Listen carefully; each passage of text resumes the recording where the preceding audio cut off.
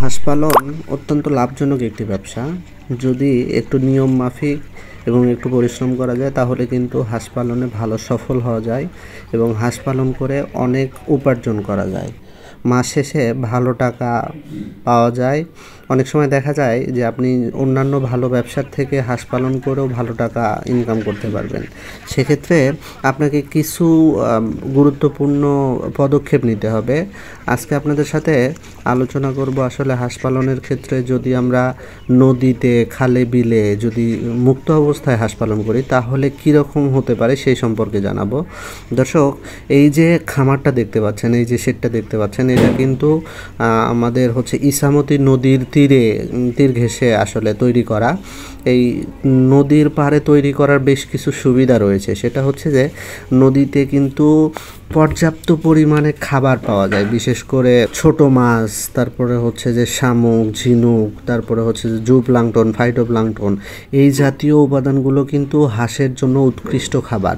আর হাঁস যেহেতু পানিতে বেশি কমফোর্ট ফিল করে, পানিতে বেশি সচরাচর চলাফেরা করতে পারে, সেক্ষেত্রে কিন্তু যদি নদীর উপরে আপনি হাঁস পালন করতে পারেন তাহলে কিন্তু আপনার লাভবান হওয়ার সংখ্যা অনেকটাই বেড়ে যায়। অর্থাৎ আপনি খুব বেশি লাভবান হতে পারবেন, সেখান থেকে ভালো প্রফিট পাবেন, আপনার ব্যয়ের খরচটা কমে যাবে। কেননা যদি আপনি বদ্ধ অবস্থায় হাঁস পালন করতে চান তাহলে কিন্তু প্রত্যেকটা হাঁস প্রতিদিনকে গড়ে আপনাকে 130 থেকে 150 গ্রাম পরিমাণে সুষম খাবারের ব্যবস্থা করতে হবে। শুধু খাবার না, সুষম খাবার।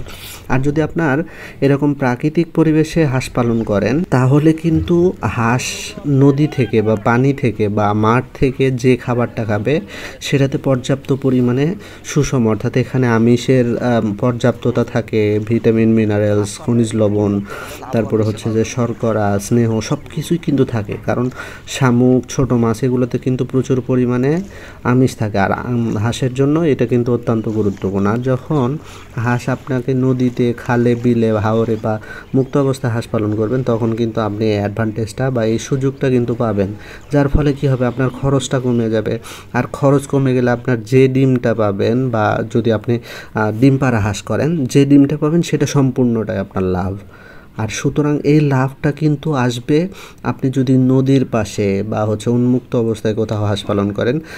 এই যে শেডটা দেখতে পাচ্ছেন এটা কিন্তু নদীর পাশে গড়ে তোলা হয়েছে। আর নদীর পাশে গড়ে তোলার আরেকটা বড় সুবিধা হচ্ছে এখানে কিন্তু বাড়তি খরচের খুব একটা সম্ভাবনা নেই। এখানে মোটামুটি একদম প্রাকৃতিক পরিবেশেই করা হচ্ছে, যার ফলে এখান থেকে খামারি কিন্তু বেশি লাভবান হতে পারবে।